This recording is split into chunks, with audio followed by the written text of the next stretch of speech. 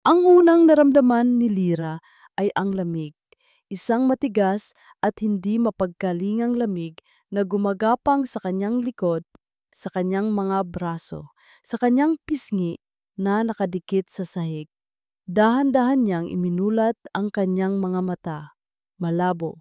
Ang ilaw mula sa bintana ay tila mga punyal na tumutusok sa kanyang sentido. Nasaan siya?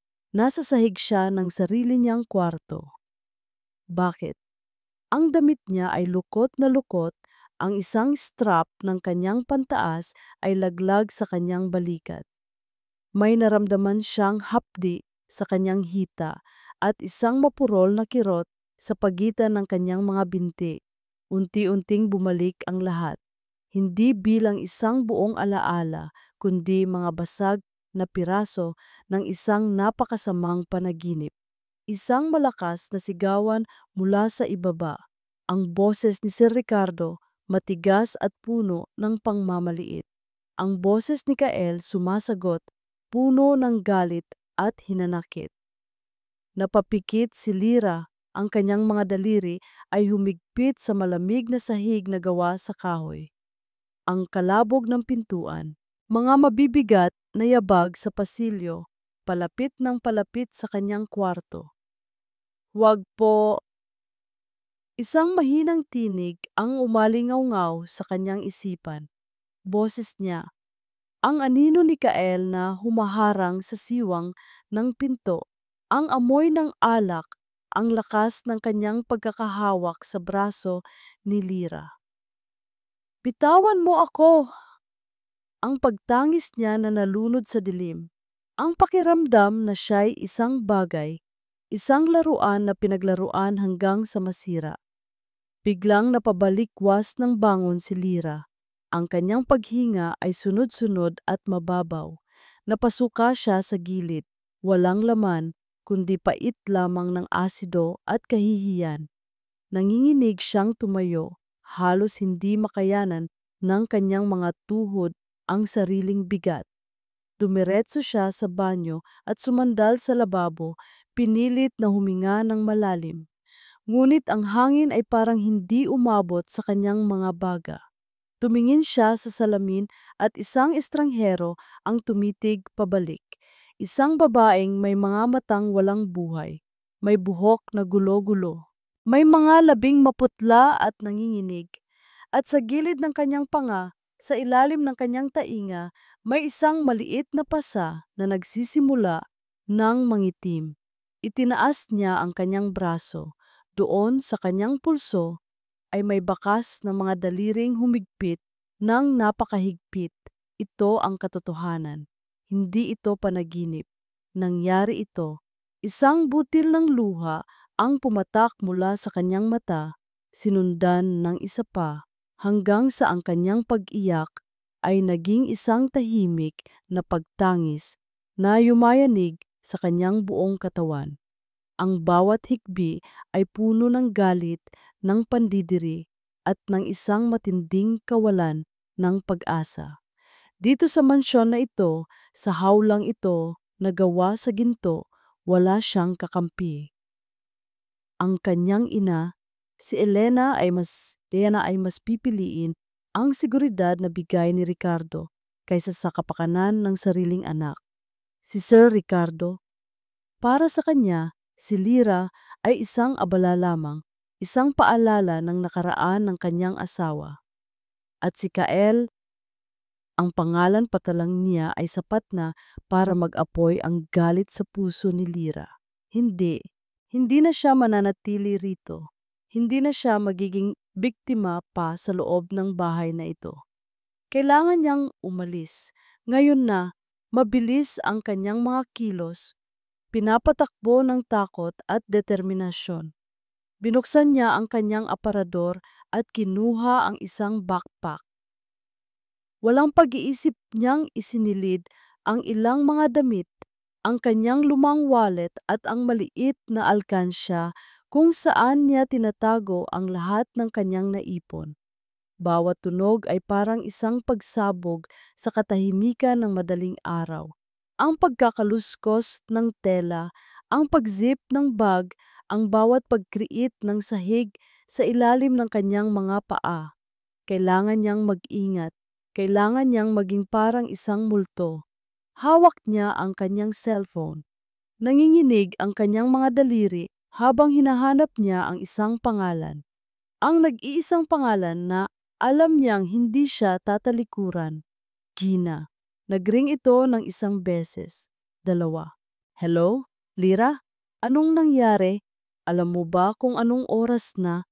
Ang inaantok na boses ni Gina ay umalingaw-ngaw sa kabilang linya.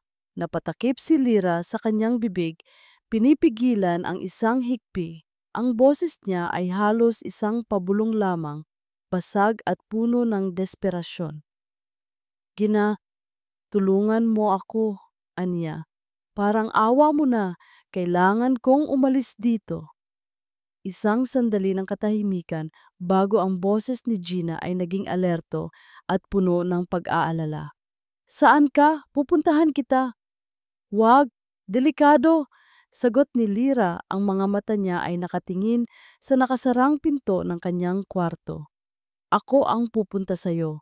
Mag-text ako, hintayin mo lang ako. Bago pa man makasagot si Gina, pinatay na ni Lira ang tawag. Wala ng oras. Dahan-dahan niyang pinihit ang seradura ng kanyang pinto. Sumilip siya sa madilim na pasilyo. Tahimik. Ang tanging naririnig niya ay ang malakas na pagkabog ng sarili niyang dibdib. Paalaban sa sahig, naglakad siya ng walang ingay. Nilagpasan niya ang kwarto ng kanyang ina at ni Sir Ricardo. Nilagpasan niya ang malaking hagdanan. At pagkatapos, nilagpasan niya ang kwarto ni Kael. Huminto siya sandali. Ang kanyang hininga ay naipit sa kanyang lalamunan. Gusto niyang sumigaw, gusto niyang kumatok at saktan ito, pero ang tanging inanaig ay ang pangangailangan na makatakas. Nakarating siya sa pinto sa likod, malapit sa kusina. Sa wakas, narating niya ang labas. Ang malamig na hangin ng madaling araw ay dumampi sa kanyang balat, parang isang yakap ng kalayaan. Naglakad siya ng mabilis, hindi tumatakbo, palayo sa mansyon, palayo sa madilim na anino nito na tila gustong humabol sa kanya. Sa kanto, nakakita siya ng isang taxi na paparating. Itinaas niya ang kanyang kamay, ang kanyang puso ay kumakabog sa pag-asa at takot. Huminto ang taxi. Pinigay niya ang address ni Gina sa driver. Habang umaandar ang sasakyan, hindi niya napigilan ang sarili. Lumingon siya pabalik sa huling pagkakataon. At doon, sa bintana ng kwarto sa ikalawang palapag, nakita niya ito. Isang anino, isang figura na nakatayo. Si Kael. Nakatayo lang siya roon sa dilim ng kanyang kwarto, nakatingin ng diretso sa papalayong taxi. Nakita ba niya siya? Alam ba niya? O ito ba ay isang guni-guni lamang ng kanyang isip na pagod na at puno ng takot? Hindi alam ni Lira. Ang alam niya lang ay habang papalayo ang taxi, papalayo sa mansyon na iyon, papalayo kay Kael, ay hindi siya nakaramdam ng kaligtasan. Nakaramdam siya na parang nagsisimula pa lang ang lahat. Ang bawat metro na inilalayo ng taxi mula sa Valle Verde Heights ay parang isang kadena na nababali mula sa mga paa ni Lira. Ngunit ang imahe ni Kael sa bintana, isang madilim na anino na nakatitig sa kanya, ay nakatatak sa kanyang isipan. Hindi ito kaligtasan. Ito ay isang pagtakas, isang pansamantalang paglaya. Nang huminto ang taxi sa harap ng isang maliit na apartment building sa Quezon City, ang kaibahan sa mundo na kanyang iniwan ay malinaw na malinaw. Ang hangin dito ay amoy usok at bagong lutong pandesal, hindi amoy ng bagong gupit na damo. Ang mga tunog ay ingay ng mga tricycle at tawanan ng mga kapitbahay, hindi ang nakabibinging katahimikan ng isang mansyon. Nakatayo si Gina sa labas ng gate, nakabalot sa isang lumang jacket. Ang kanyang muka ay puno ng pag-aalala. Pagkakita pa lang ni Lyra sa kaibigan, ang lahat ng lakas na kanyang ipinilit na tipunin ay biglang gumuho. Binitawan niya ang kanyang bag. Tumakbo siya at yumakap kay Gina na parang isang batang nawawala. At doon, sa mga bisig ng kanyang kaibigan, sa wakas ay humagulhol siya.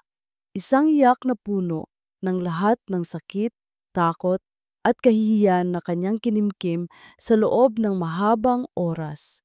Shh, okay na, nandito na ako, paulit-ulit na bulong ni Gina habang hinihimas ang likod ni Lyra. Hinawakan ni Gina ang kanyang mga balikat at tiningnan siya. Nakita ni Gina ang pasa sa kanyang panga, ang kawalan ng buhay sa kanyang mga mata. Hindi na siya nagtanong. Alam na niya.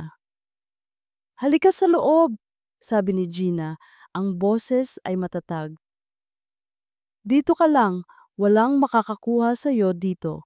Pangako.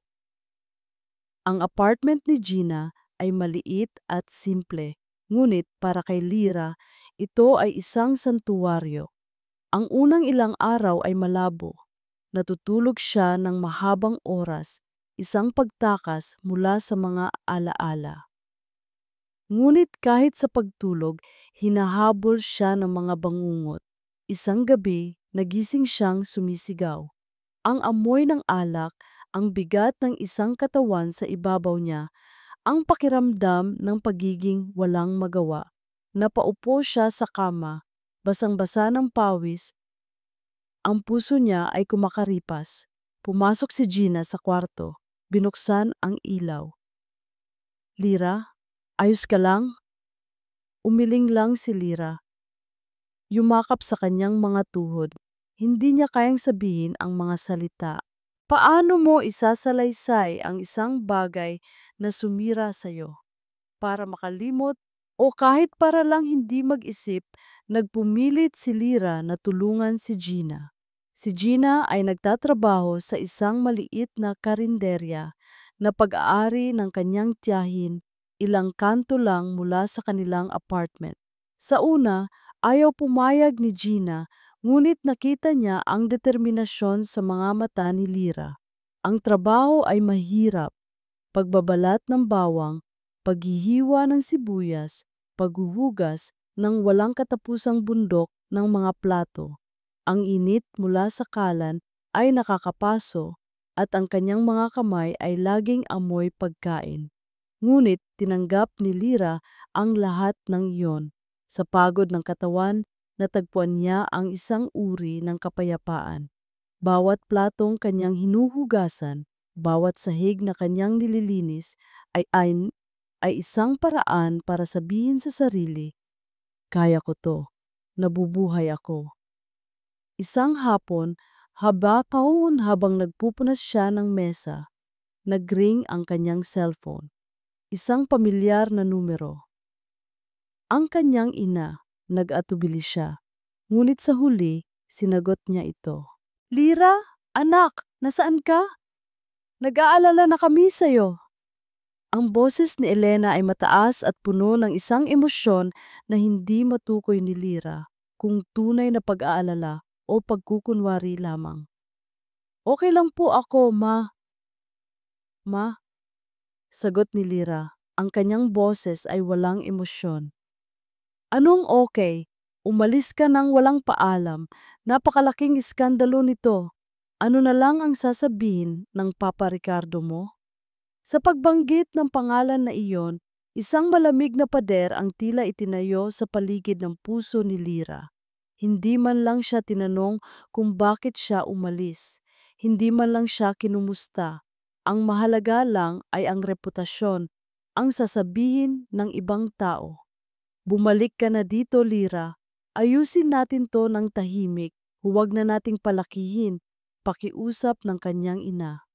Natahimik si Lyra, ang inaasahan niyang pag-unawa, ang yakap ng isang ina ay hindi kailanman darating. Naunawaan niya sa sandaling iyon na siya ay tunay na nag-iisa. Hindi na po ako babalik, sabi niya. Ang boses ay kalmado ngunit pinal. Ito na po ang bahay ko. Pinatay niya ang tawag bago pa man makasagot ang kanyang ina. Itinabi niya ang cellphone at bumalik sa pagpupunas ng mesa, ngunit mas madiin ang kanyang mga kuskos na para bang sinusubukan niyang burahin ang sakit ng huling pagtataksil na iyon. Lumipas ang mga linggo, ang takot ay unti-unting napalitan ng isang routine, paggising, trabaho, pagtulog. Ngunit may napansin si Gina. Si Lyra ay laging pagod. Madalas itong nahihilo sa umaga. At minsan, sa gitna ng trabaho, bigla na lang itong tatakbo sa banyo para magsuka. Isang gabi, pagkatapos ng trabaho, inabutan ni Gina si Lyra ng isang maliit na kahon. "Ano to?" tanong ni Lyra. "Alam mo na kung ano yan," seryosong sabi ni Gina. "Ilang linggo ka ng ganyan, Lyra. Kailangan nating malaman." Tinitigan ni Lyra ang kahon. "Isang pregnancy test." Umiling siya. Hindi maaari. Isa lang ang paraan para malaman." Giit ni Gina.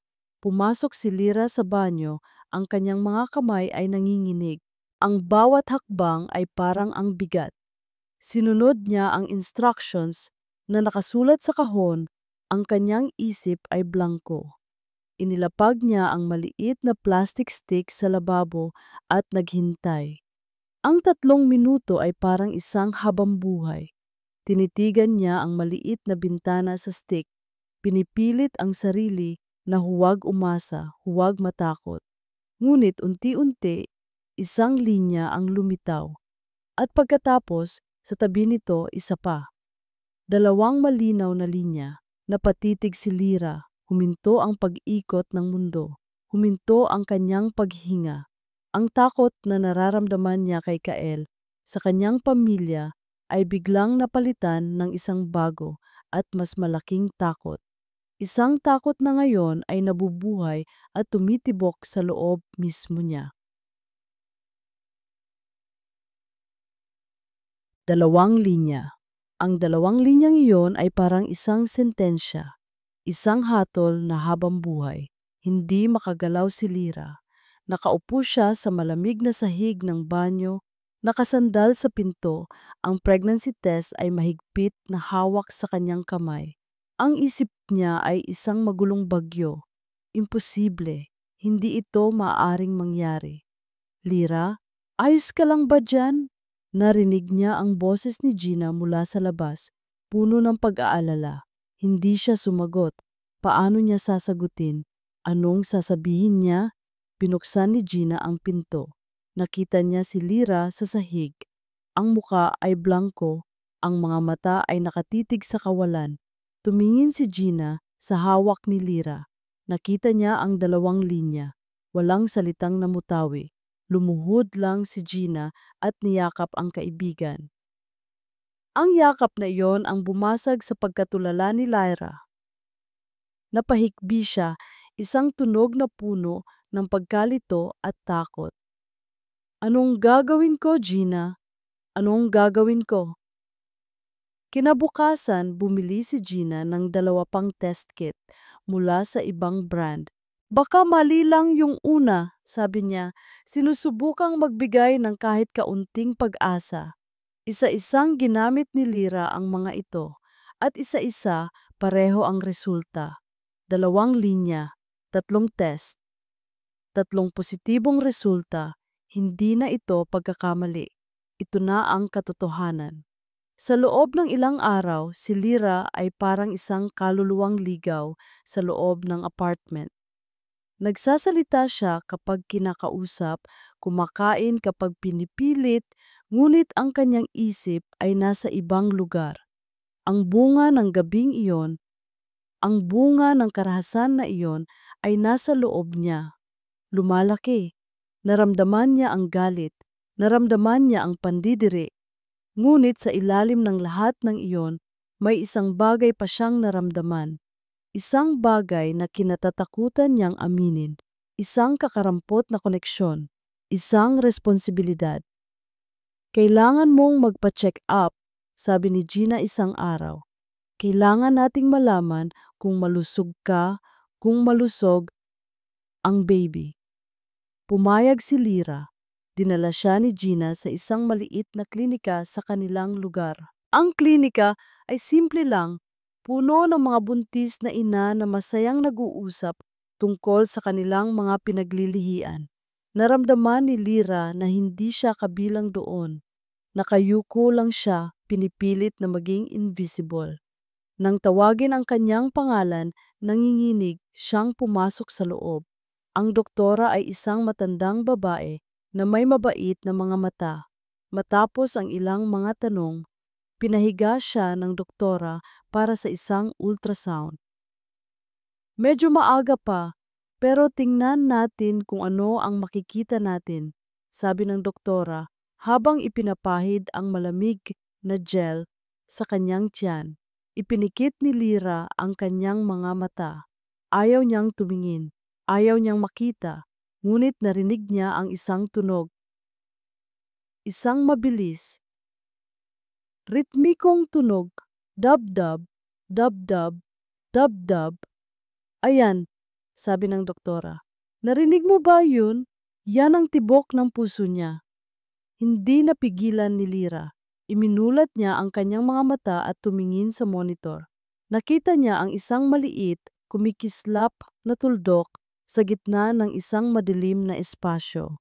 Ang tuldok na iyon ay buhay. Naramdaman niya ang pag-init ng kanyang mga mata. Patuloy na iginalaw ng doktora ang probe. Bigla itong tumigil. Kumunot ang noo nito at masusing tinitigan ang screen. Sandali! Nag-zoom in ang doktora sa isang bahagi, tapos sa isa pa. Natahimik ito ng matagal. Kinabahan si Lyra. May mali ba? Ano po yun, Dok? Nanginginig niyang tanong. Huminga ng malalim ang doktora at tumingin sa kanya. Ang mukha ay pinaghalong pagkamangha at pag-aalala. Mrs. Miss Lyra, sabi nito. Hindi lang isa ang nakikita ko. Ano pong ibig niyong sabihin? Ngumiti ang doktora. Congratulations.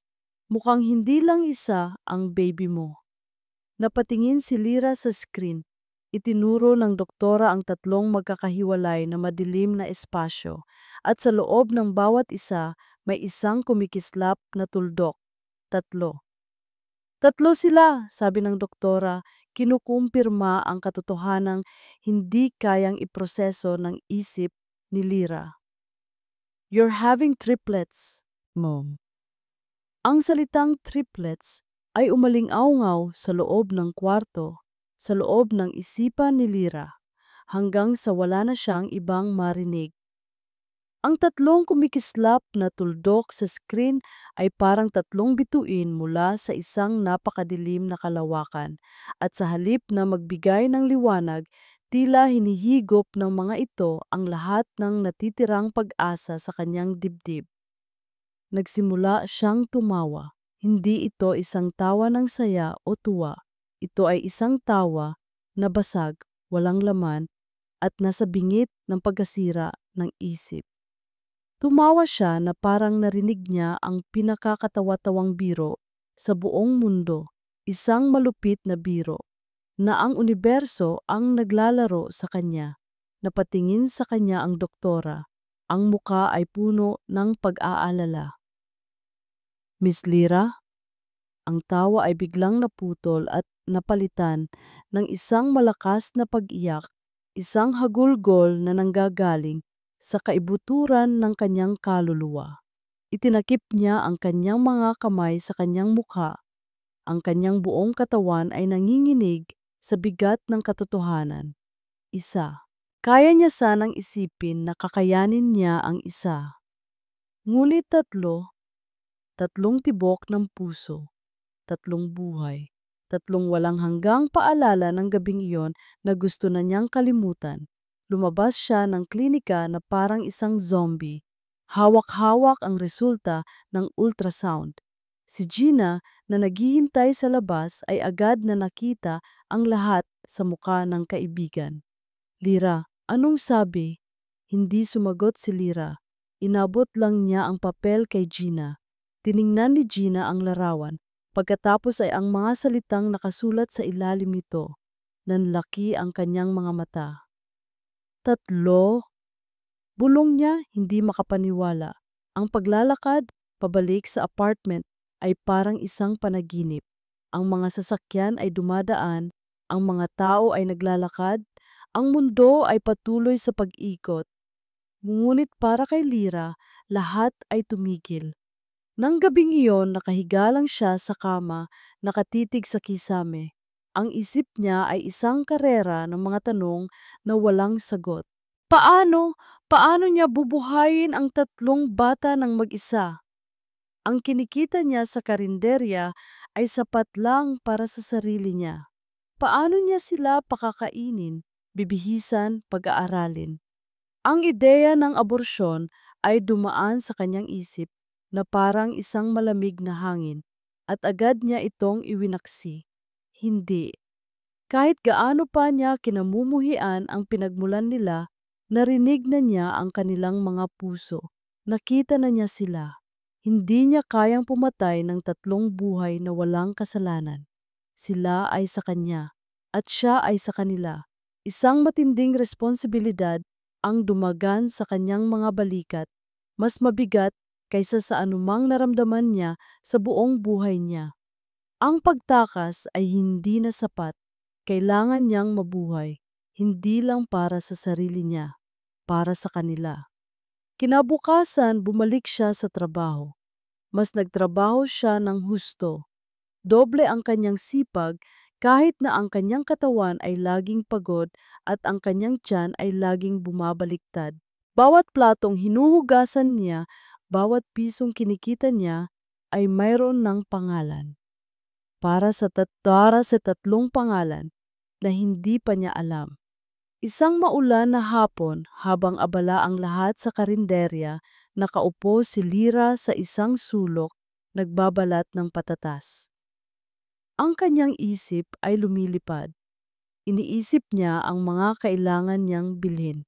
Damit, biberon, diaper. Ang listahan ay walang katapusan. Naramdaman niyang may tumigil sa kanyang harapan. Akala niya ay si Gina. Pahingi pa ng kanin, sabi niya, hindi tumitingin. Walang sumagot. Ngunit naramdaman niya ang isang pamilyar na anino na tumatakip sa liwanag. Dahan-dahan, itinaas niya ang kanyang tingin. Isang pamilyar na itim na sasakyan, isang mamahaling sedan, ang nakaparada sa labas, ang makina ay umaandar pa. Ang ang mga patak ng ulan ay dumadaloy sa makintab nitong salamin. At sa harap niya, nakatayo, basang-basa ng ulan, ang kanyang damit ay mamahalin, ngunit kusot, ang kanyang buhok ay magulo, at ang kanyang mga mata ay nakatitig sa kanya na may pinaghalong galit, pagkalito, at isang bagay na hindi niya matukoy. Ang puso ni Lyra ay tumigil sa pagtibok. Ang hawak niyang kutsilyo ay nahulog mula sa kanyang nanginginig na kamay, lumikha ng isang malakas na kalansing sa sahig. Sa gitna ng maingay na karinderya, sa isang maulang hapon sa Quezon City, ang kanyang nakaraan ay nakatayo sa kanyang harapan. Nahanap siya ni Kael. Lumipas ang isang linggo mula nang umalis si Lyra, at ang bawat araw para kay Kael ay isang pagtitiis sa impyerno. Ang mansyon na dati isang palasyo ng kanyang kapangyarihan ay naging isang malawak at tahimik na kulungan. Ang pagkawala ni Lyra ay nag-iwan ng isang espasyo na mas malaki kaysa sa inaasahan niya. Hindi ito ang katahimikan na kanyang hinahanap. Ito ay isang katahimikan na sumisigaw, isang paalala ng kanyang kabiguan. Gabi-gabi, nauupo siya sa kanyang bar, umiinom ng whisky na parang tubig, sinusubukang burahin ang mga alaala. Ngunit habang mas marami siyang iniinom, mas nagiging malinaw ang mga ito. Hindi ang buong pangyayari, kundi mga pira-pirasong imahe na tumutusok sa kanyang isipan. Ang galit niya, isang galit na kumukulo, pinasiklab ng mga salita ng kanyang ama kaninang hapunan. Wala kang silbi, Kael. Kahit kailan, hindi mo mapapantayan ang kapatid mo. Ang pagsara ng pinto ng kanyang kwarto na halos ikawasak nito. Ang amoy ng shampoo sa buhok ni Lira habang naglalakad siya sa pasilyo. At ang pinakamasama sa lahat, ang tunog ng kanyang pag-iyak. Isang mahinang pag-iyak na sinubukan niyang balewalain, ngunit ngayon ay umuulit-ulit sa kanyang tainga na parang isang sirang plaka. May isang maasim na lasa sa kanyang lalamunan, isang pagsisisi na hindi niya kayang aminin kahit sa sarili niya. Hindi ito dapat nangyari. Oo, galit siya. Oo, lasing siya. Ngunit ang nakita niya sa mga mata ni Lira, bago siya tumakbo palayo sa kanya, ang purong takot. Iyon ang bagay na hindi niya kayang alisin sa kanyang isipan. At ngayon, wala na siya. Tumakas siya, iniwan siya. Ang pagsisisi ay mabilis na natabunan ng isang pamilyar na damdamin, galit. Ngunit sa pagkakataong ito, ang galit ay may kasamang kahihiyan. Paano siya nagawang talikuran ng isang babaeng tulad ni Lira? Isang babaeng wala namang laban sa kanya? Ang pag-alis niya ay isang sampal sa kanyang pagkalalaki, isang paghamak sa kanyang kapangyarihan. Hindi niya ito matatanggap. Hahanapin niya siya at ibabalik. Kinabukasan, ipinatawag niya ang isang private investigator sa kanyang opisina sa kumpanya ng kanyang ama. Ang lalaki ay nasa mga 40, may matalas na mga mata na tila nakikita ang lahat. Hanapin mo siya. Utos ni Kael, inilapag ang isang litrato ni Lira sa mesa. Lira Santos. Wala akong pakialam kung magkano. Gusto kong malaman kung nasaan siya bago matapos ang linggong ito. Ano mang impormasyon na makakatulong, sir? Tanong ng investigador, pinupulot ang litrato. May kaibigan siyang nagngangalang Gina. Malamang nandoon siya, sabi ni Kael. Ang kanyang boses ay malamig at walang emosyon. Gawin mo ang trabaho mo. Lumipas ang mga araw. Bawat ulat mula sa investigador ay nagpapainit lang ng kanyang ulo. May lead na po kami, sir. Sinusundan na po namin. Hanggang sa isang maulang hapon, tumunog ang kanyang cellphone. Sir Kael, natagpuan na po namin siya. Nasa isang karinderya sa Quezon City. Nagtatrabaho. Isang karinderya. Ang isang tulad ni Lira na lumaki sa isang disenteng buhay ay nagtatrabaho sa isang maruming kainan. Ang ideya ay parehong nakakainis at nakakabaliw. Agad siyang umalis sa opisina. Nagmaneho siya sa gitna ng malakas na ulan. Ang kanyang mga kamay ay mahigpit na nakahawak sa manibela. Hindi niya alam kung ano ang sasabihin niya. Ang alam niya lang ay kailangan niyang makita ito. Kailangan niyang bawiin ang kontrol na nawala sa kanya. Nang makarating siya sa lugar, nakita niya ito. Isang maliit, maingay na kainan, puno ng mga trabahador at driver ng tricycle na sumisilong mula sa ulan. Ang amoy ng mantika at sibuyas ay tumama sa kanya pagbaba niya ng kotse. Nandidiri siya. At pagkatapos nakita niya si Lira. Nakaupo ito sa isang sulok, nakatalikod sa pinto, nagbabalat ng patatas. Ang damit niya ay simple, isang lumang t-shirt at pantalon. Ang buhok niya ay nakatali lang, ngunit may iba sa kanya. Kahit sa pagod na kilos niya, may isang uri ng katatagan na hindi niya nakita dati. Nilapitan niya ito, ang kanyang mga yapak ay hindi naririnig sa gitna ng ingay. Tumayo siya sa harap nito, isang madilim na anino sa kanyang maliit na mundo. Pahingi pa ng kanin, sabi nito, hindi tumitingin. Hindi siya sumagot, naghintay siya. Dahan-dahan, itinaas nito ang kanyang tingin. Nakita niya ang pagbabago sa mga mata nito. Mula sa pagiging abala, napalitan ito ng pagkalito, pagkatapos ay pagkabigla, at sa huli, isang pamilyar na takot na may halong bago, isang matigas na pagtanggi. Ang kutsilyo ay nahulog mula sa kamay nito. Ang ingay sa paligid nila ay tila naglaho. Sila lang dalawa ang naroon. "Anong ginagawa mo dito?" tanong ni Lyra. Ang boses ay nanginginig ngunit may diin. "Sinusundo ka," sagot ni Kael. Ang boses ay mababa at puno ng awtoridad. "Umuwi ka na." Hinawakan niya ang braso nito, ngunit sa kanyang pagkabigla, marahas na binawi ni Lyra ang kanyang braso. Tumayo ito at hinarap siya. Ang kanyang mga mata ay nag-aapoy sa galit na hindi pa niya nakikita dati. "Hindi," sabi nito, ang bawat salita ay matigas. "Ito na ang bahay ko." Ang pagtanggi nito, ang tapang nito, ay isang bagay na hindi niya inaasahan. Natulala siya, saan nanggaling ang babaeng ito? Ito ba ang parehong Lyra na umiiyak sa kanyang kwarto? Bago pa siya makasagot, isang babae ang sumugod mula sa kusina. Si Gina. Humara ito sa pagitan nilang dalawa, itinulak si Kael palayo. "Layuan mo siya! Wala ka ng karapatan dito!" sigaw ni Gina. "Huwag kang makialam dito," babala ni Kael. Ang galit niya ay bumabalik. "Ako ang makikialam!" hiyaw ni Gina. Ang kanyang mga mata ay puno ng luha at galit. Tumingin siya kay Kael na may sukdulang pagkamuhi. "Umalis ka na! Lubayan mo na siya! Hindi mo ba nakikita? Sinira mo na ang buhay niya!" "Wala kang alam." "Ako pa ang walang alam," putol ni Gina. Ang kanyang boses ay umalingaw-ngaw sa buong karinderya. Ang lahat ng tao ay nakatingin na sa kanila. "Buntis siya, hayop ka! Buntis siya! At dahil sa'yo yon."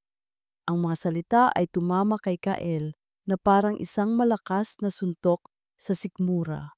Ang hangin ay tila nawala sa kanyang mga baga.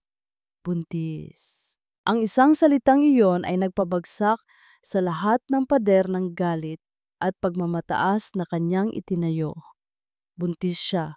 Tumingin siya kay Lyra. Nakita niya ang takot sa mga mata nito, ngunit nakita rin niya ang katotohanan. Nakita niya ang paghawak nito sa kanyang tiyan na para bang pinoprotektahan ito. Ang ingay ng ulan, ang sigawan ng mga tao, ang lahat ay naglaho. Ang tanging naririnig niya ay ang malakas na pagkabog ng kanyang puso at ang salitang umuulit-ulit sa kanyang isipan. Buntis. Walang salitang lumabas sa kanyang bibig. Tinalikuran niya sila.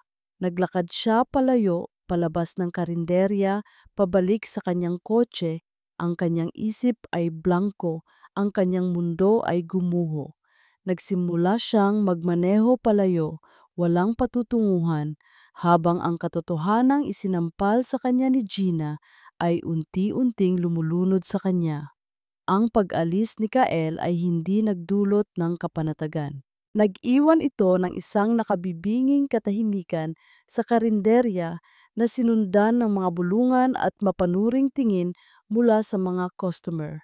Naramdaman ni Lyra ang bawat titig na parang isang karayom na tumutusok sa kanyang balat. "Halika na, umuwi na tayo," mahinang sabi ni Gina. Inaalalayan siya palabas ng kusina, palayo sa mga matang mapanghusga. Hindi na bumalik si Kael sa sumunod na mga araw, ngunit ang kanyang pagkawala ay mas nakakatakot kaysa sa kanyang presensya. Para itong isang katahimikan bago ang isang malakas na bagyo. Alam ni Lyra na hindi pa tapos ang lahat. Alam niyang ang balita ng kanyang pagbubuntis ay makakarating sa mansyon. At hindi siya nagkamali. Isang hapon, habang nagpapahinga siya sa apartment, isang malakas na katok ang gumising sa kanya. Hindi ito ang karaniwang katok ni Gina. Ito ay malakas, mapilit, at puno ng awtoridad. Nagkatinginan sila ni Gina, parehong may kaba sa dibdib. Dahan-dahang sumilip si Gina sa bintana. Agad siyang napaurong. Ang muka ay namutla. Lira, nandito sila, bulong ni Gina. Ang nanay mo at si Sir Ricardo. Ang puso ni Lira ay tila umakyat sa kanyang lalamunan, si Ricardo.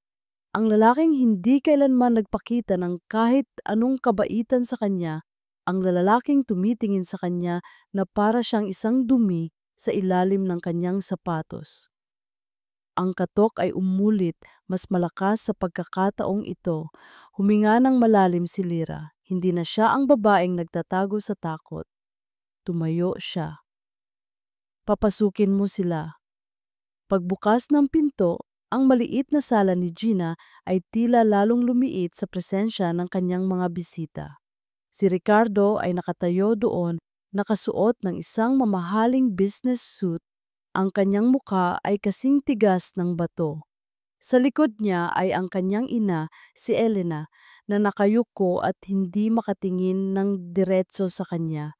Ang mga mata nito ay namumugto, ngunit hindi alam ni Lira kung ito ba ay dahil sa pag-aalala o sa kahihiyan.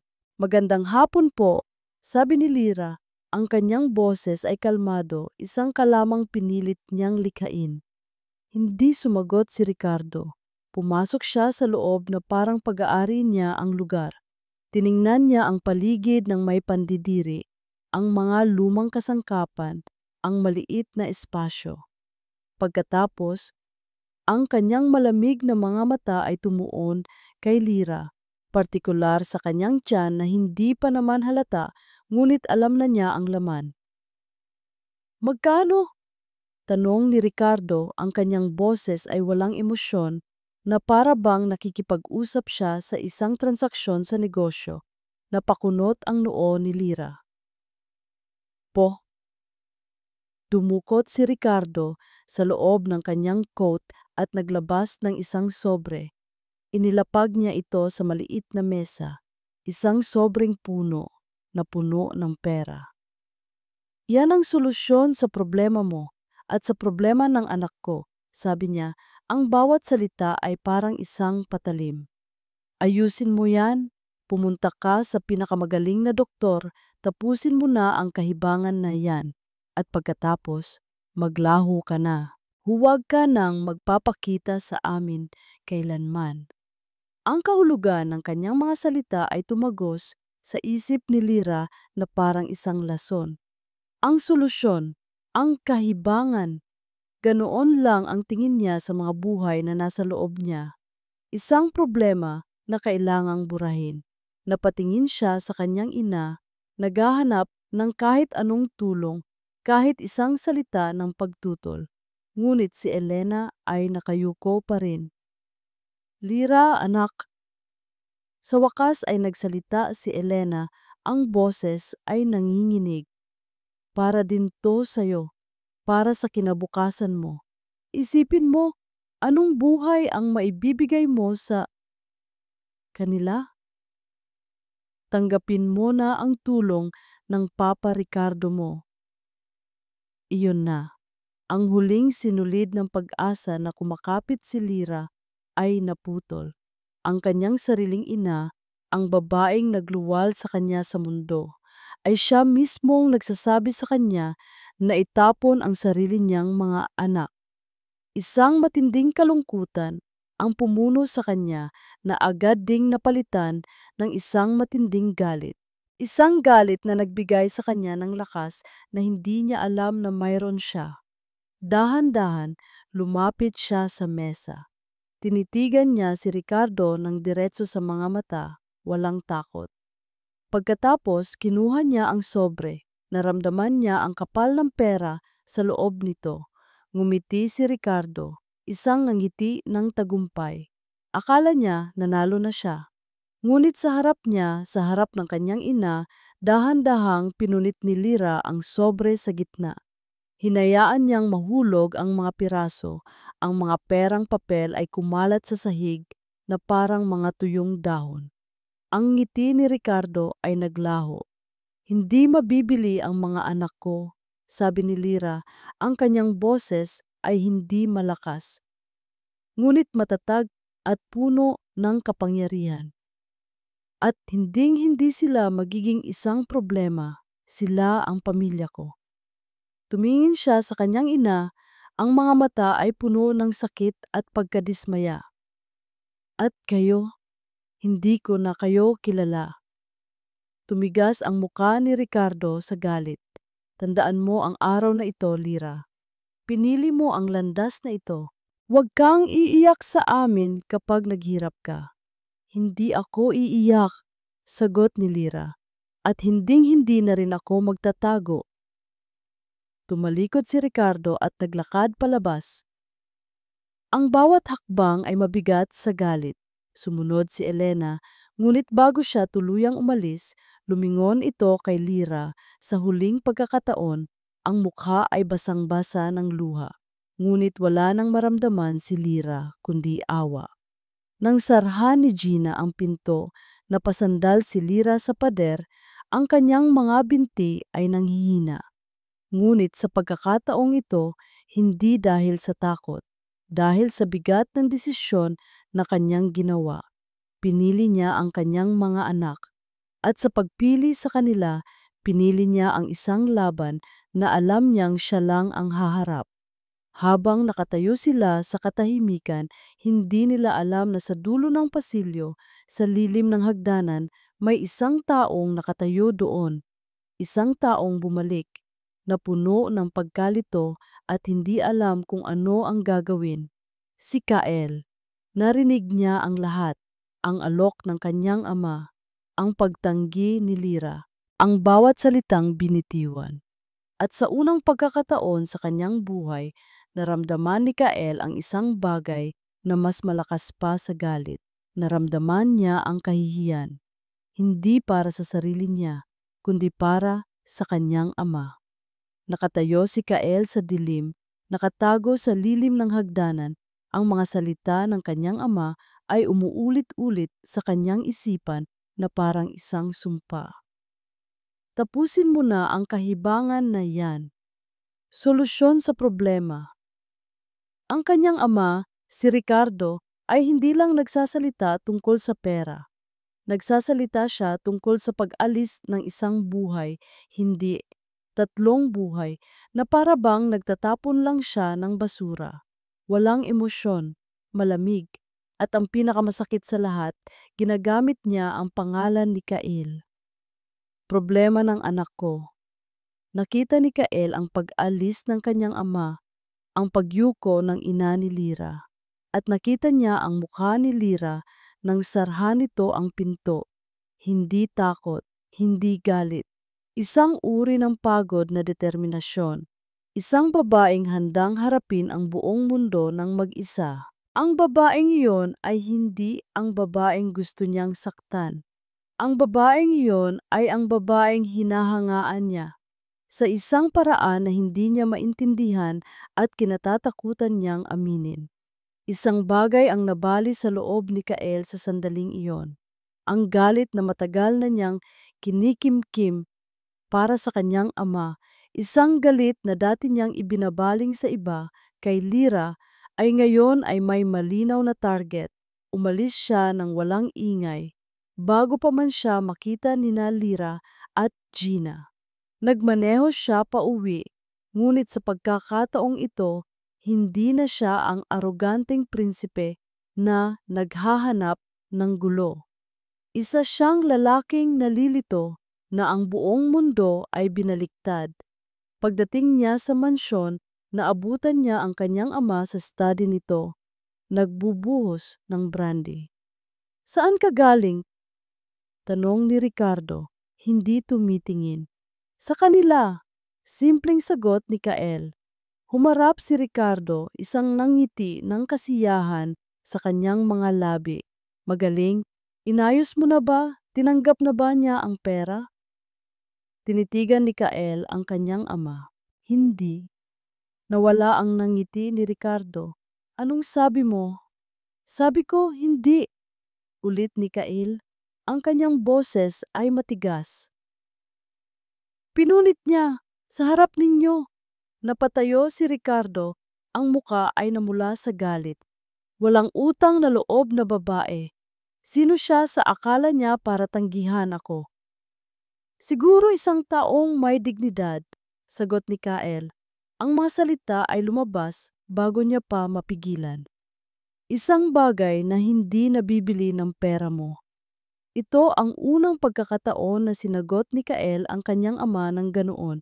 Isang malakas na sampal ang dumapo sa kanyang pisngi. Ang sakit ay matalas, ngunit wala itong epekto sa kanya. Huwag mo akong sasagutin ng ganyan, sigaw ni Ricardo.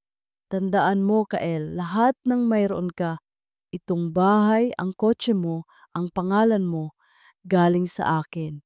Isang salita ko lang at wala ka. Tinitigan ni Kael ang kanyang ama at sa unang pagkakataon, hindi takot ang nakita niya, kundi awa.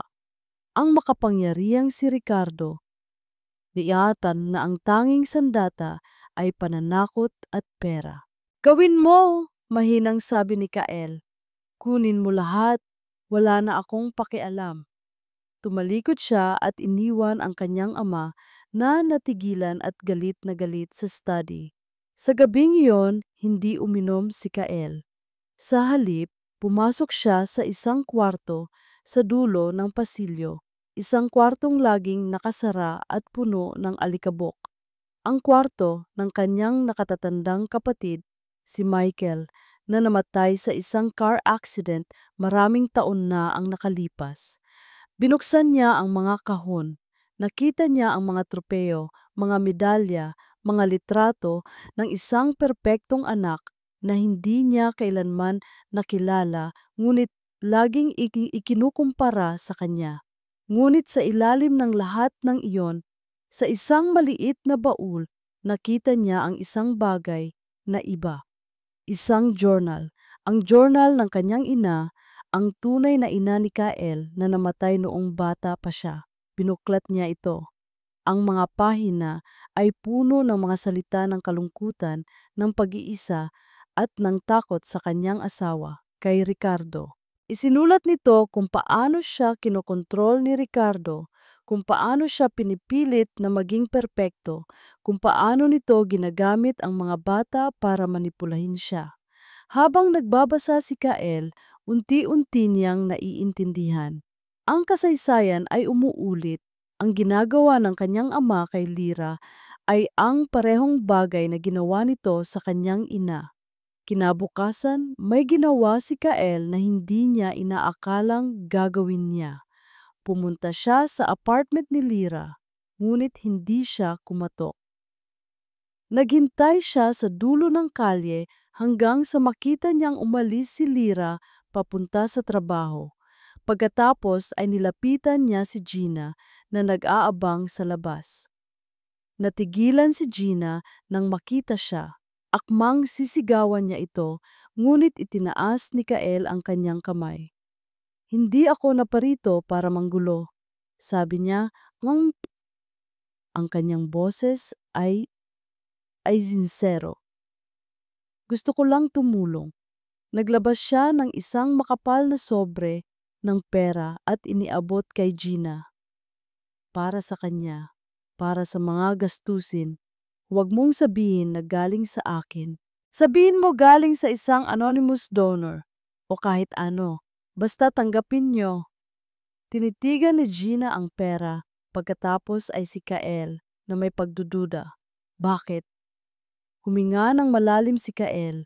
Dahil responsibilidad ko sila at dahil tama ang ginawa niya. Nag-atubili si Gina, ngunit nakita niya ang pagbabago sa mga mata ni Kael. Hindi na ito ang mayabang na lalaki mula sa karinderya.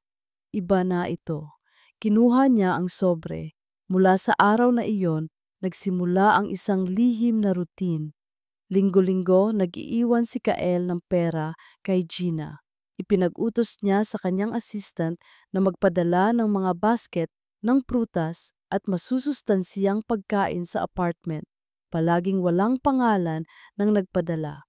Nalaman niya kung saang klinika nagpapa-check up si Lyra at kinausap niya ang ospital para i-upgrade ang kanyang account sa isang private suite. Sinabing ito ay isang hospital grant. Hindi niya alam kung paano tatanggapin ni Lyra ang tulong niya kung malalaman nito, kaya ginawa niya ang lahat ng patago. Ito ang tanging paraan na alam niya para kahit paano ay makabawi. Isang gabi, habang pauwi siya, hindi niya napigilan ang sarili. Nagpark siya sa tapat ng karinderya at pinanood si Lyra mula sa malayo. Nakita niya itong nagpupunas ng mesa. Ang likod ay medyo yumuyukod na sa pagod, ngunit ang kanyang mga kilos ay puno pa rin ng determinasyon. May isang bagay sa loob niya ang gustong lumabas ng kotse, lumapit at sabihing, "Ako na ang bahala, magpahinga ka na." Ngunit alam niyang wala pa siyang karapatan. Kinuha niya ang kanyang cellphone at nag-type ng isang mensahe. Ang kanyang mga daliri ay nanginginig. Ipinadala niya ito sa numerong nakuha niya mula sa investigador. "Ingatan mo sila. Parang awa mo na." Pinatay niya ang kanyang cellphone. Tinitigan niya si Lyra sa huling pagkakataon bago niya pinaandar ang kotse palayo. Ang pagbabago ay hindi isang biglaang kaganapan. Ito ay isang proseso. At para kay Kael, nagsisimula pa lang ang kanyang mahabang paglalakbay sa paghahanap ng kapatawaran, hindi mula kay Lyra, kundi mula sa kanyang sarili. Ang mga sumunod na buwan ay isang pagsubok ng katatagan para kay Lyra. Ang kanyang tiyan ay unti-unting lumalaki at kasabay nito ang bigat ng kanyang dinadala ay lalong nararamdaman. Ang pagtatrabaho sa karinderya ay naging mas mahirap. Ang simpleng pagtayo ng matagal ay nagdudulot ng sakit sa kanyang likod. Ang mga amoy na dati sanay na siya ay nagiging sanhi ng kanyang pagkahilo. Si Gina, ang kanyang naging anino, laging nakaalalay. "Lyra, umupo ka na muna. Lyra, uminom ka ng tubig." Nagtataka si Lyra sa mga biyaya na dumarating. Ang biglang pag-upgrade ng kanyang account sa ospital. Ang mga basket ng pagkain na misteryosong lumilitaw sa kanilang pintuan. Alam niyang si Gina ay may itinatago at may hinala na siyang malaki kung sino ang nasa likod nito, lalo na matapos niyang matanggap ang text message na iyon. Ngunit pinili niyang huwag magtanong. Ang pagtanggap sa tulong kahit na hindi direkta ay mas madali kaysa harapin ang taong nagbigay nito. Isang gabi, halos 8 buwan na ang kanyang pagbubuntis, isang matinding kirot ang gumising sa kanya. Hindi ito ang karaniwang pananakit ng likod. Ito ay isang matalas, paulit-ulit na paghilab sa kanyang tiyan. "Gina!" Sigaw niya, ang kanyang boses ay puno ng takot. Mabilis na pumasok si Gina sa kwarto. Ang mukha ay puno ng pag-aalala. "Anong nangyari?" "Masakit. Sobrang sakit," sabi ni Lyra, habang isa na namang paghilab ang nagpakapit sa kanya sa kumot. Nakita ni Gina ang basa sa kama ni Lyra. Pumutok na ang kanyang panubigan. Masyadong maaga. Hindi nag-isip ng 2 beses si Gina. Kinuha niya ang kanyang cellphone. Ang unang tinawagan niya ay ang emergency services. Ang pangalawa, sa gitna ng kanyang pagpapanik, ay ang numerong nakatago sa kanyang phone book sa ilalim ng pangalang Problema. "Hello?" Ang sagot mula sa kabilang linya, ang boses ni Kael ay halatang bagong gising. "Si Lyra!" Yaw ni Gina, ang boses ay nanginginig. "Manganganak na yata siya. Pumutok na ang panubigan niya. Nasa ospital kami ng..." Hindi na natapos ni Gina ang kanyang sasabihin. Narinig niya ang malakas na kalabog sa kabilang linya at ang tunog ng mga susi. "Papunta na ako," sabi ni Kael. Ang boses ay biglang naging alerto at puno ng isang emosyon na hindi pa naririnig ni Gina dati. Purong takot. Sa ospital, ang lahat ay tila isang malabong panaginip para kay Lyra. Ang mga ilaw sa kisame ay mabilis na dumadaan habang tinutulak siya sa isang stretcher. Ang mga boses ng mga nurse at doktor ay malayo at malabo. Ang tanging malinaw ay ang sakit, isang sakit na bumabalot sa kanyang buong katawan. Nang dumating si Kael sa ospital, ang kanyang itsura ay malayo sa isang CEO. Ang kanyang buhok ay magulo, suot lang niya ang isang t-shirt at jogging pants. Tumakbo siya papunta sa emergency room. Lyra Santos? Tanong niya sa nurse. Ang kanyang paghinga ay habol. Family only, sir? Sagot ng nurse. Ako ang ama, sabi ni Kael. Ang mga salita ay tila bago at mabigat sa kanyang dila. Itinuro ng nurse ang pasilyo.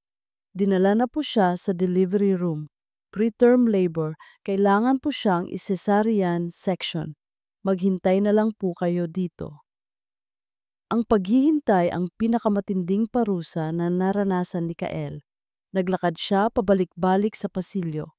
Ang kanyang mga kamay ay nasa kanyang ulo, ang kanyang puso ay kumakabog ng napakabilis. Ito na iyon, ang resulta ng isang gabing puno ng galit at pagkakamali ay nasa likod na ng mga pintong iyon, lumalaban para sa kanilang mga buhay.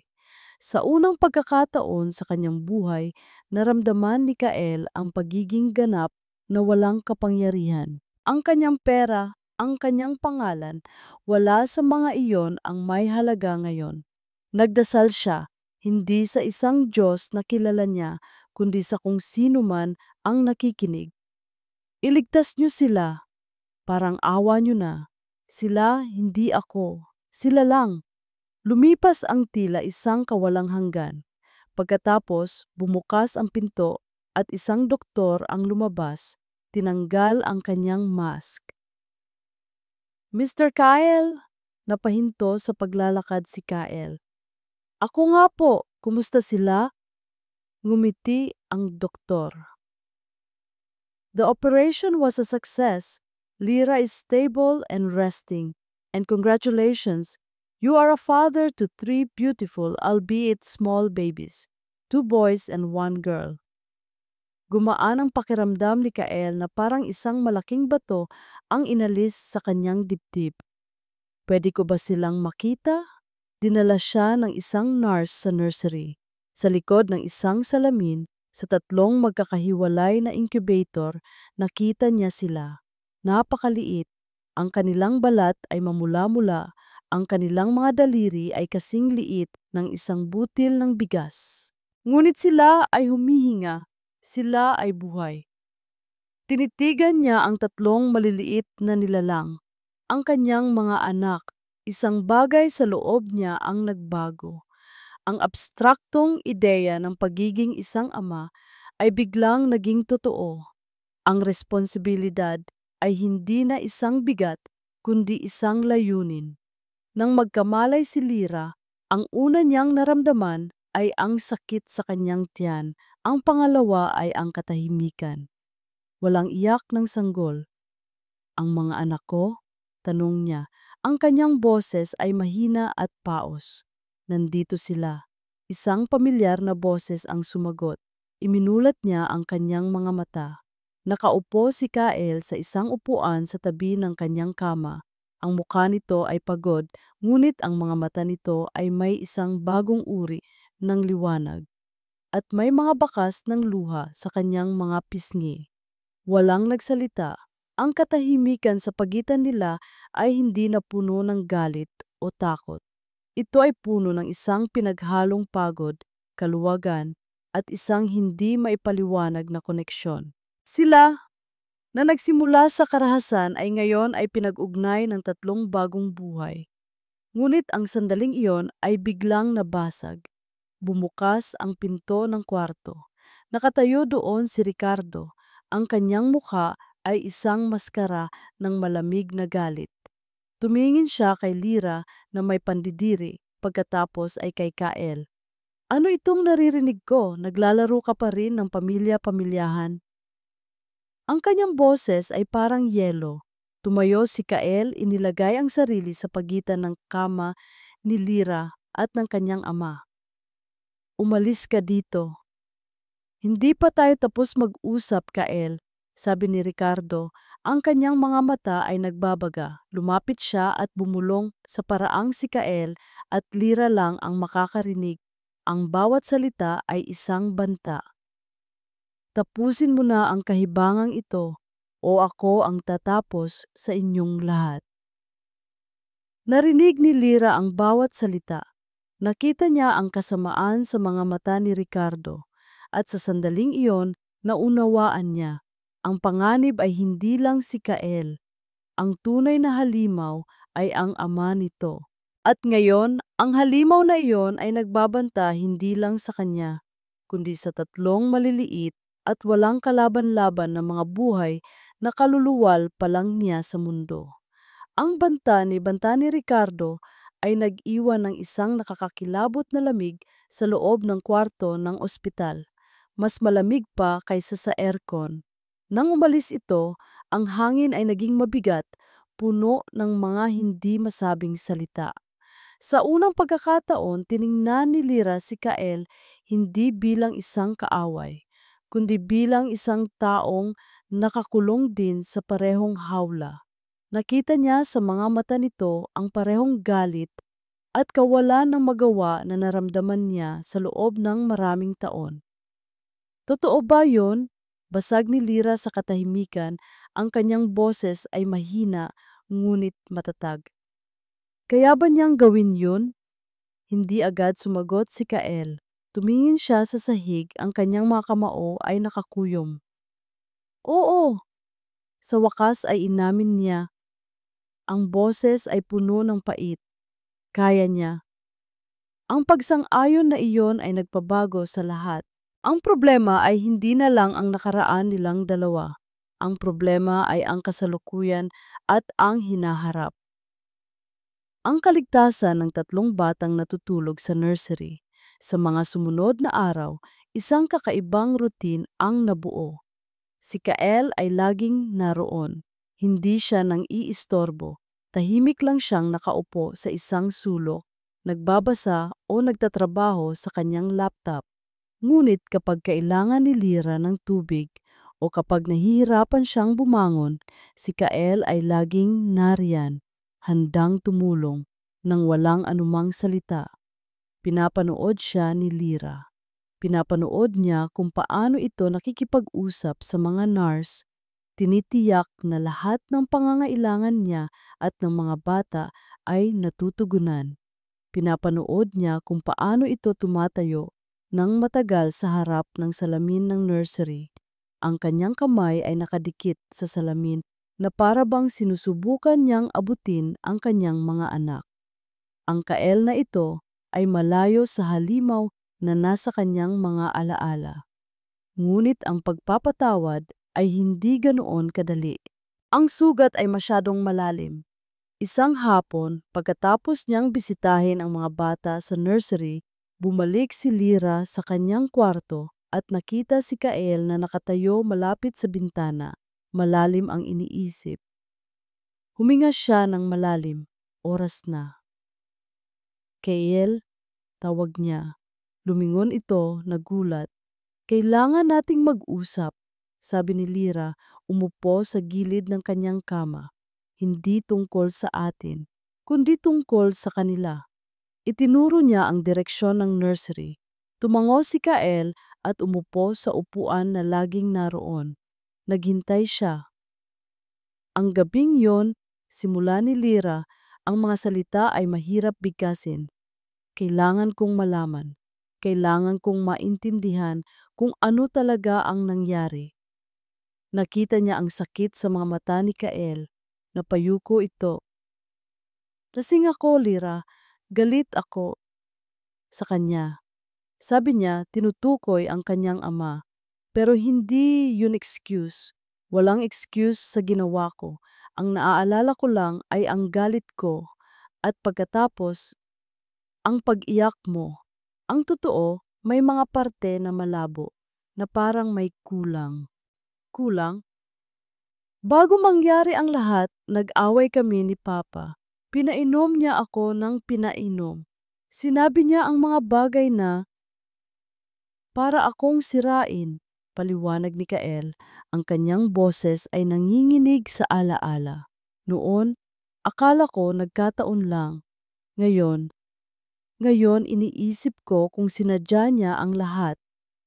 Ang teoryang yon na minsang pumasok sa isip ni Lyra ay biglang naging isang nakakatakot na posibilidad na sila pareho ay mga puppet lamang sa isang masamang plano. Kailangan nating malaman ang totoo, sabi ni Lyra. Ang mga salitang iyon natin ay nagbigay ng isang bagong determinasyon kay Kael. Tumingin siya kay Lyra at sa unang pagkakataon, nakita niya ang isang kakampi. Kinagabihan, habang natutulog si Lyra, bumalik si Kael sa mansyon, ngunit hindi para matulog. Nagtungo siya sa study ng kanyang ama. Sa loob ng maraming taon, ang lugar na ito ay ipinagbawal sa kanya. Ngayon, wala na siyang pakialam. Ginalugad niya ang bawat sulok. Naghahanap siya ng kahit anong maaring magbigay liwanag. Sa isang nakakandadong drawer na nagawa niyang buksan gamit ang isang paperclip, natagpuan niya ang journal ng kanyang tunay na ina. At sa likod nito, nakatago ay isang folder. Ang laman ng folder ay nagpatigil sa kanyang paghinga. Mga ulat mula sa isang private investigator. Mga ulat tungkol sa ama ni Lyra bago pa man ito mamatay. Mga ulat tungkol sa negosyo nito na nalulugi.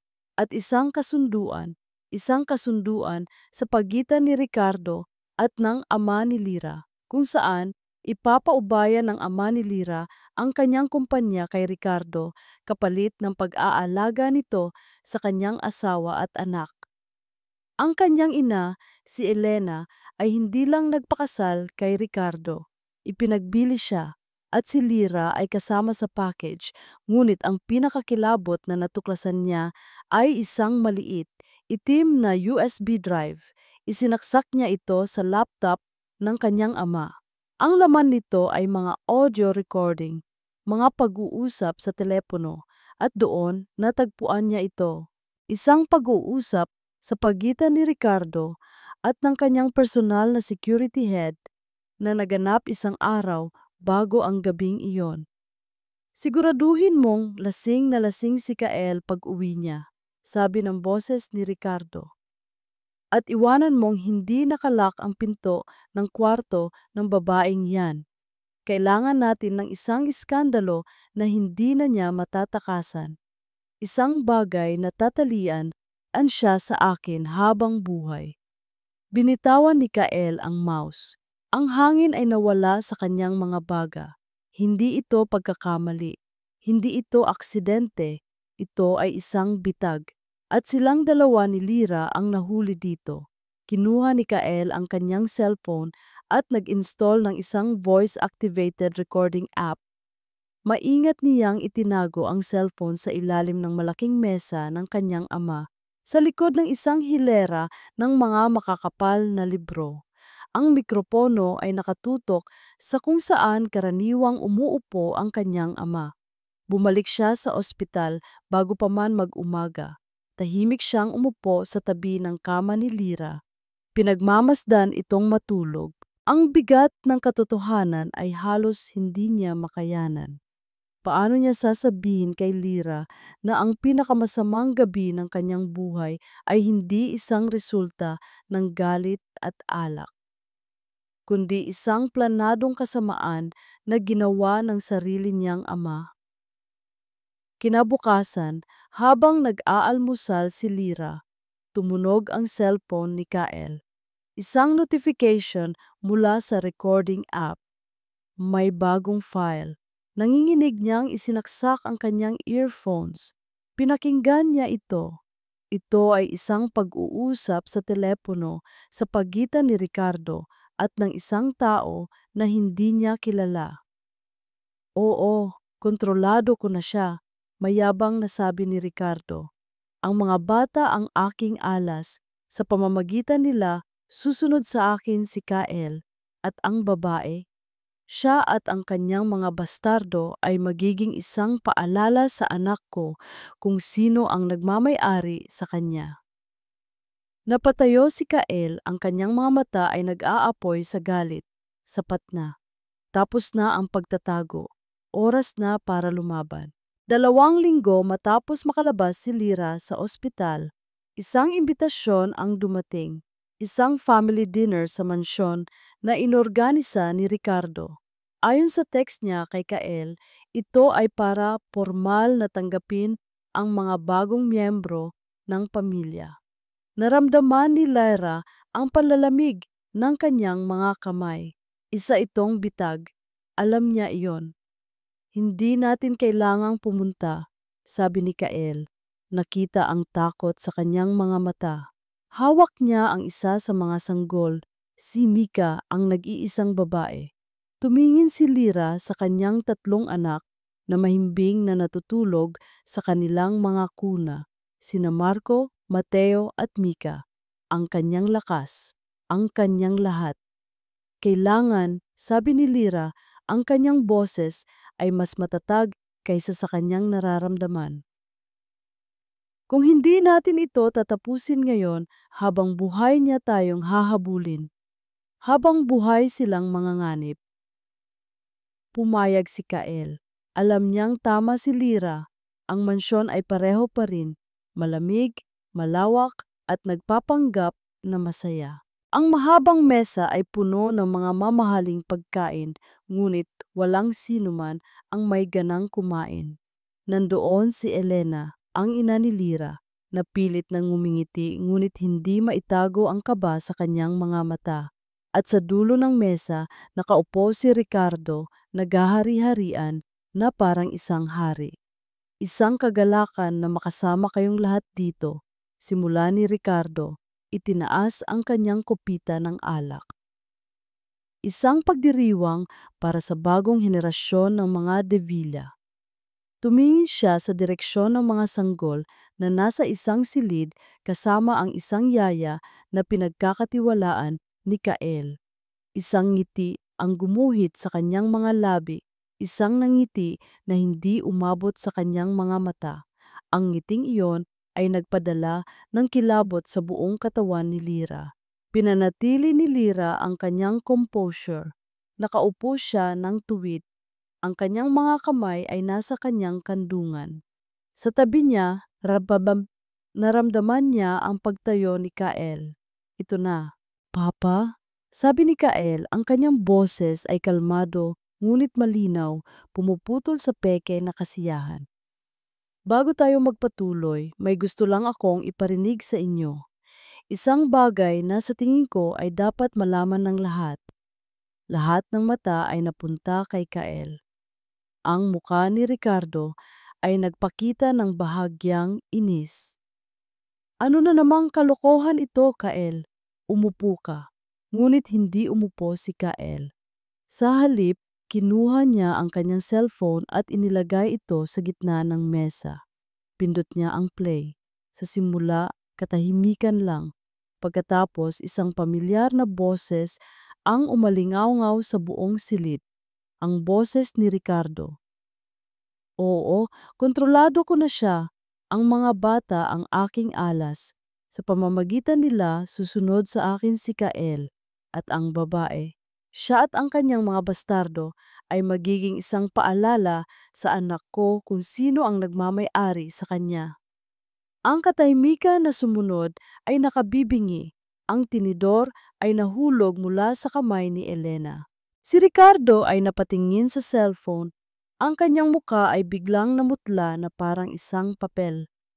Saan mo nakuha yan? Galit na tanong ni Ricardo. Sinusubukang bawiin ang kontrol. Gawa-gawa lang yan, isang peke. Peke ba, Papa? Tanong ni Kael at pinindot niya ulit ang play. Isang mas lumang recording ang tumunog. Siguraduhin mong lasing na lasing si Kael pag uwi niya. at iwanan mong hindi nakalak ang pinto ng kwarto ng babaeng yan.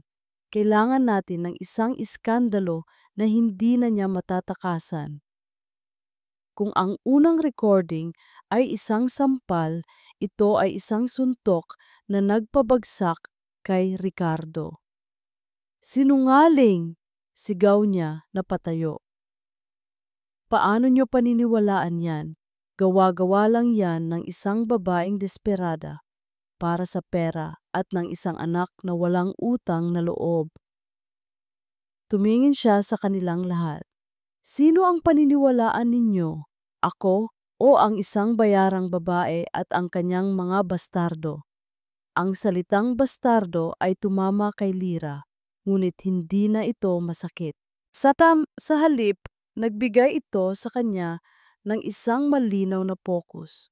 Bago pa man makasagot si Kael, isang tao ang tumayo. Si Elena. Sa buong buhay ni Lyra, ang kanyang ina ay laging nasa anino ni Ricardo. Laging takot, laging sumusunod. Ngunit ngayon, nakatayo ito, nanginginig ngunit determinado. Ako, sabi ni Elena, ang kanyang boses ay basag ngunit malinaw. Pinaniniwalaan ko ang anak ko. Naglakad siya palayo kay Ricardo. Naglakad siya papunta sa kinauupuan ni Lyra at sa harap ng lahat, hinawakan niya ang kamay ng kanyang anak. Tama na, Ricardo, sabi niya, ang mga luha ay dumadaloy sa kanyang mga pisngi. Tapos na. Iyon ang huling dago. Ang pagtalikod ng kanyang asawa, ang babaeng sunod-sunuran sa kanya sa loob ng maraming taon, ay ang senyales ng kanyang kabuuang pagkatalo.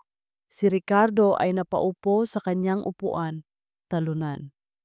Ang kanyang kapangyarihan na itinayo niya sa pananakot at kasinungalingan ay gumuho sa loob lamang ng ilang minuto. Tumayo si Lyra. Dahan-dahan na siyang naglakad papunta sa silid kung nasaan ang kanyang mga anak. Kinuha niya si Mika mula sa yaya at kinarga ito. Bumalik siya sa dining room, dala-dala ang kanyang anak. Humarap siya kay Ricardo na ngayon ay isang matandang lalaki na mukhang nanghina at nalilito. Hindi siya sumigaw, hindi siya nagmura. Tinitigan lang niya ito ng diretso sa mga mata habang mahigpit niyang yakap ang kanyang anak. Hindi mo na kami masasaktan pa, sabi niya. Ang kanyang boses ay kalmado at pinal. Tumalikod siya. Sa tabi niya ay si Kael. Sa likod niya ay ang kanyang ina. Magkakasama, naglakad sila papalayo sa nagibang kaharian ni Ricardo de Villa. Papalayo sa mahabang mesa na puno ng mga pagkain na hindi nagalaw. Naglakad sila palabas ng mansyon, patungo sa isang kinabukasan na hindi sigurado, ngunit sa unang pagkakataon, tunay na malaya. Isang taon ang lumipas. Ang hangin sa maliit na apartment ni Lyra ay hindi na amoy takot o pag-iisa. Ngayon, ito ay amoy ng bagong lutong tinapay, baby powder, at isang uri ng masayang kaguluhan na tatlong malulusog at malilikot na sanggol lang ang makakapagbigay. Matapos ang gabing iyon sa mansyon, si Ricardo ay nawalan ng lahat. Ang kanyang mga business partners ay lumayo. Ang kanyang reputasyon ay nasira. Si Elena, sa tulong ng mga ebidensyang nakuha ni Kael, ay nakipaghiwalay at nakuha ang nararapat sa kanya. Ngayon, nakatira na siya sa isang maliit na bahay malapit kina Lyra, isang lola na sinusubukang bumawi sa mga nawalang taon. Si Lyra naman ay natupad ang kanyang maliit na pangarap. Sa tulong pinansyal mula sa kanyang ina, nakapagbukas siya ng isang maliit na panaderya sa ibaba lang ng kanyang apartment. Lyra Streets ang pangalan nito. Dito niya ibinuhos ang kanyang oras at talento, lumilikha ng mga tinapay at cake na kasing tamis ng bagong simula na kanyang hinahanap. At si Kael, Si Kael ang kanyang pinakamalaking sorpresa. Hindi niya pinilit ang sarili pabalik sa buhay ni Lira. Hindi niya ginamit ang pera para bilhin ang kanyang pagmamahal. Sa halip, ginamit niya ang kanyang oras. Araw-araw pagkatapos ng trabaho sa kumpanya na ngayon ay siya na ang namamahala, dumidiretso siya sa apartment ni Lira. Hindi bilang ang mayaman na si Kael de Villa, kundi bilang Papa Kael lang. Naroon siya para sa lahat, sa pagpapakain, sa pagpapaligo, sa pagpapatulog. Natutunan niyang magpalit ng diaper nang hindi nagrereklamo. Naging eksperto siya sa pagkilala kung kaninong iyak ang para sa gutom, para sa antok, o para sa isang yakap lang. Isang hapon, habang abala si Klas Basilira sa pagmamasa ng tinapay sa kanyang panaderya, pumasok si Kael, buhat-buhat si Mateo na umiiyak, habang si Marco naman ay nakakapit sa kanyang binti. Emergency, sabi ni Kael, ang muka ay seryoso. Si Marco, inagaw ang laruan ni Mateo. Napangiti si Lira. Tiningnan niya ang eksena sa kanyang harapan. Ang dating aroganting lalaki na ngayon ay mukhang isang pagod ngunit masayang ama. "Hay, kayong mga lalaki talaga," sabi niya. Pinunasan ang kanyang mga kamay na puno ng harina at kinuha si Mateo. Agad na tumahan ang bata sa kanyang mga bisig. Nang gabing iyon, matapos nilang patulugin ang tatlong anghel, naupo sila sa maliit na sala. Tahimik, isang komportableng katahimikan na unti-unti nilang natutunan. Lira, basag ni Kael sa katahimikan. Tumingin si Lira sa kanya. "Gusto kong humingi ng tawad," sabi niya. Ang kanyang mga mata ay puno ng sinseridad na hindi pa niya nakikita dati. "Hindi para pilitin kang tanggapin ako, hindi para sa sarili ko, kundi dahil kailangan mong marinig, dahil karapat-dapat kang marinig, patawarin mo ako sa lahat ng sakit na idinulot ko sa iyo. Patawarin mo ako, Lira." Tinitigan siya ni Lira ng matagal. Ang salitang pinapatawad na kita ay hindi lumabas sa kanyang bibig. Masyadong malaki ang sugat para takpan ng isang simpleng parirala. Sa halip, sinabi niya, "Nakikita ko ang pagbabago mo, Kael. Bawat araw nakikita ko, at iyon ang mahalaga." Isang maliit na ngiti ang sumilay sa mga labi ni Kael, isang ngiti ng pag-unawa at pasasalamat. Alam niyang sapat na iyon. Sa ngayon, lumipas pa ang mga buwan, naging parte na ng buhay ni Lira ang presensya ni Kael. Naging sandalan niya ito, naging kakampi, at dahan-dahan nang hindi niya namamalayan, ang galit sa kanyang puso ay napalitan ng isang bagay na mas mainit, isang bagay na pamilyar ngunit bago. Isang gabi sa unang kaarawan ng triplets, ang maliit na apartment ay puno ng tawanan. Nandoon si Gina, ang kanyang tapat na kaibigan. Nandoon si Elena, isang masayang lola. Habang kinukunan nila ng litrato ang tatlong bata sa harap ng kanilang cake, tumayo si Lira sa tabi ni Kael. Pinanood nila ang kanilang mga anak na masayang pumapalakpak. Ang mga mukha ay puno ng icing. Sa gitna ng tawanan, naramdaman ni Lira ang kamay ni Kael na dahan-dahang hinawakan ang kanyang kamay. Ang kanyang unang reaksyon ay ang umalis, ang bawiin ang kanyang kamay gaya ng dati. Ngunit sa pagkakataong ito, hindi niya ginawa. Sa halip, hinayaan niya ang kanyang mga daliri na isara sa paligid ng kamay nito. Isang simpleng kilos, ngunit ito ay nagsasabi ng lahat. Isang pagtanggap, isang bagong simula. Tumingin si Kael sa kanya, ang kanyang mga mata ay nagtatanong. Ngumiti si Lira, isang tunay, malawak na ngiti na umabot sa kanyang mga mata. Sa ngiting iyon, nakita ni Kael ang sagot sa lahat ng kanyang mga panalangin. Hindi ito isang fairy tale. Ang kanilang simula ay isang bangungot, ngunit sa pamamagitan ng sakit, natagpuan nila ang lakas. Sa pamamagitan ng pagsisisi, natagpuan nila ang daan pabalik. At sa pamamagitan ng tatlong maliliit na milagro, natagpuan nila ang pag-ibig. Isang pag-ibig na hindi perpekto, ngunit totoo. Isang pag-ibig na pinaghirapan, pinaglaban at karapat-dapat. Tumingin si Lira sa kanyang pamilya, kay Kael na hawak ang kanyang kamay, sa kanyang mga anak na tumatawa, sa kanyang ina na sa wakas ay masaya. Ang kanyang puso ay puno, hindi dahil sa idinikta ito ng tadhana, kundi dahil siya, si Lira, ay lumaban para dito. At sa wakas, nahanap niya ang kanyang tahanan. At dito nagtatapos ang kwento ni na Lira at Kael sa isang tahanang binuo, hindi ng tadhana, kundi ng pagpapatawad, pagbabago at pag-asa. Mula sa kaibuturan ng aking puso, maraming salamat sa inyong walang sawang pagsubaybay.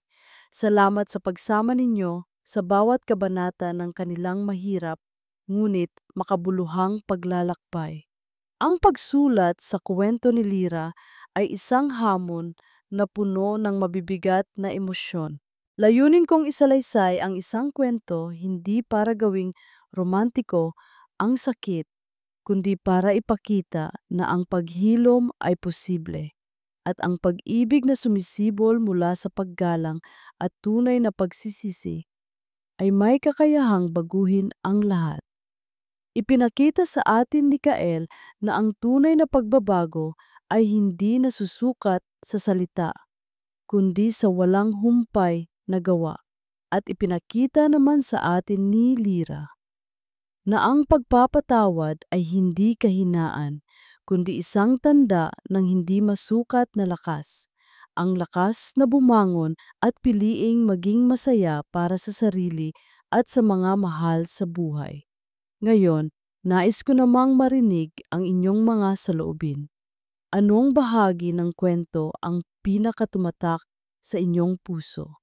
Anong aral ang baon ninyo mula sa paglalakbay ni Lira at Kael? Ibahagi niyo po ang inyong mga komento sa ibaba. Bawat isa ay aking babasahin at pahahalagahan. Hanggang sa ating susunod na kwentuhan, mga kapuso. Nagmamahal, Pusong Pinoy Tales.